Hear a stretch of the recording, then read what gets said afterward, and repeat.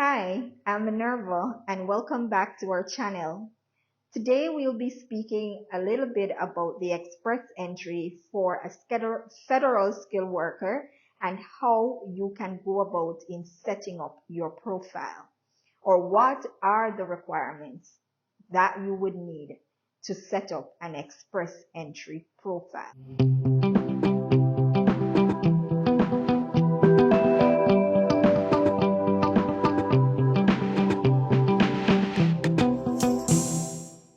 So, an express entry is not an immigration pathway, but an immigration tool that is used to select skilled workers. You're all placed in a pool, and based on a comprehensive ranking score, otherwise known as CRS score, you are eligible to be selected or invited for an invitation to apply, which is known as the ITA, for permanent residency.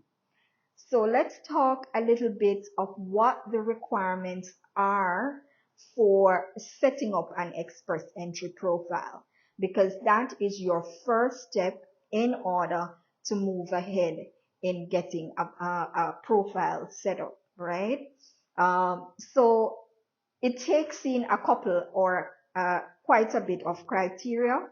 One being your education background, two being your work history or your work experience background, um, for your language ability. So listen, even if you're from an English speaking country, you would be required to do an English test in order to be eligible to set up an express entry profile.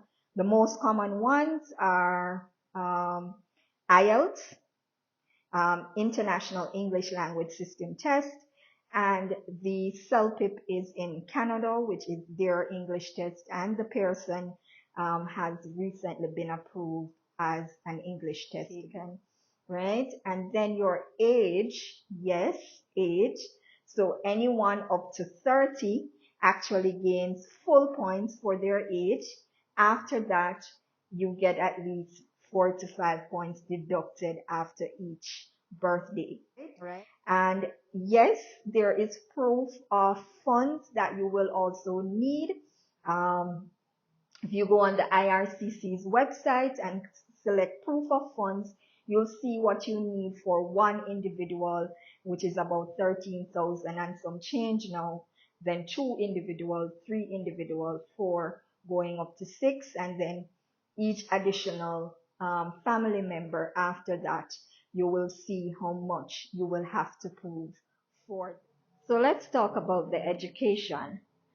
For your education, whether you have a bachelor's, a master's, diploma, or more than one, then you would get those education certificates, degrees, and get them assessed by any of the 5 education credential assessment centers approved by the government of Canada, to see what your home country's equivalent is to Canadian education.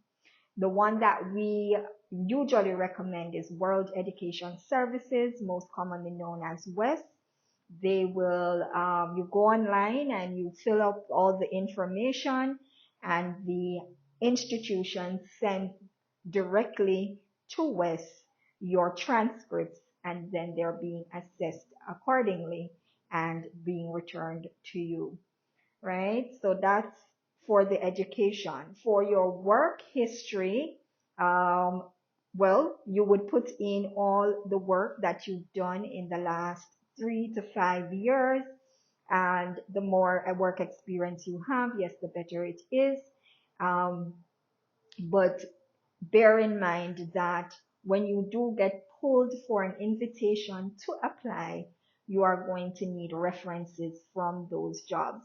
So you should be able to include all the documentation for your work experience once you have been pulled for an invitation to apply, in order to substantiate what you have filled in on your express entry profile.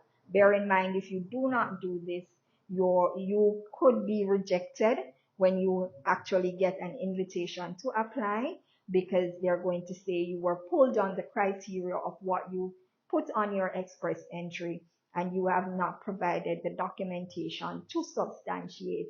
So they end up rejecting the application, right? When it comes on now to the language test, as I said, the most common one everyone knows in foreign countries is the IELTS, the International English Language Testing System, right? Um, so what that is, it tests you in 4 areas, which is reading, writing, listening, and speaking. Usually, the speaking is done on a separate day as the than the reading, writing, and listening.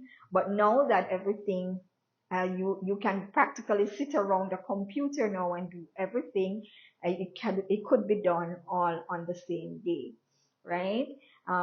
So the band that you want to ensure that you capture. Now, some things in the express entry you do not have control over, but there are some things that you do have control over, and one of them is your IELTS score or your English score, right?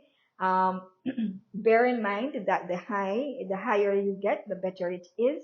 But the overall band, the minimum overall band that you want to get is a 7.5. But if you get an 8 or a 9, the better it is. So try to score the best possible that you can, even the highest in all of the ranks, to ensure that you get a good amount of points for that section, right? And as mentioned before, with your age, you will be assessed on between up to 30. I mean, you will get full points for your age.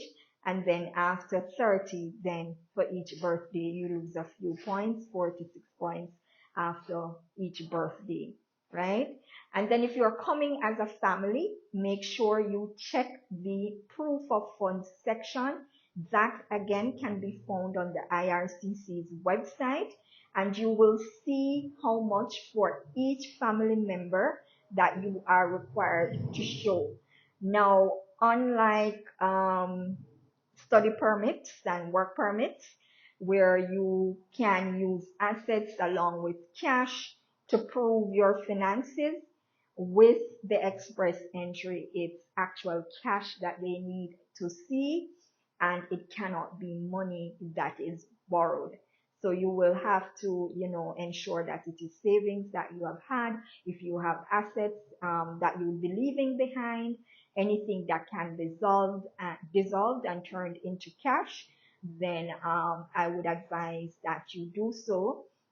Again, whatever you put on that express entry profile, that is what you're going to need as supporting documents when you are pulled for an invitation to apply. Now, the last draw was 490 points. Will this go down? There is a possibility it can, because with immigration, things change all the time. My best advice would be get started now. Put together your profile, and you'll never know if you'll be able to get a selection. Usually the criteria to get in, it's usually 300 and above, right? As we said, the last score is standing at around 490 points. But there are times that immigration may be running a temporary program, and they will drop the points to lower than normal, and you could be eligible for selection. Now, if you didn't have an express entry profile active, then you would not be eligible to participate in any of, or be able to get a draw invitation to apply.